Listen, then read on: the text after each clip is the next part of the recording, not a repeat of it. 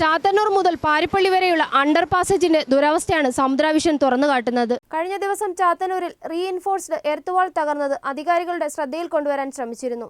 Reinforced വാളിന്റെ ലോക്കുകൾ കൃത്യമല്ല. വാളിന്റെ സ്ലാബുകൾ മിക്കതും പൊട്ടിപ്പൊളിഞ്ഞിരിക്കുകയാണ്. സ്ലാബിന്റെ ലോക്കുകൾ കൃത്യമായി വീണിട്ടില്ല. വെള്ളം ഇറങ്ങുമ്പോൾ മുകളിലുള്ള സ്ലാബുകൾ താഴെ വീണാൽ ഗുരുതരമായ അപകടങ്ങൾ ഉണ്ടാകും. NHAIയുടെ ഉത്തരവാദിത്തമില്ലാത്തതും അശ്രദ്ധമായതുമായ വികസന പണി പൂർത്തിയാക്കുന്നതിന് മുമ്പേ അപകടങ്ങൾക്ക് സാധ്യത കൂടുകയാണ്. ഒരു തരത്തിലല്ലെങ്കിൽ മറ്റൊരു തരത്തിൽ ദുരിതം വിതയ്ക്കുകയാണ് NHAIയുടെ നിർമ്മാണ പ്രവർത്തനങ്ങൾ. ഇതൊന്ന് ഇവിടെ കാണാനും കേൾക്കാനും ഉത്തരവാദിത്തപ്പെട്ട ഉദ്യോഗസ്ഥരില്ലേ? ആർക്കു വേണ്ടിയാണ് വികസനം?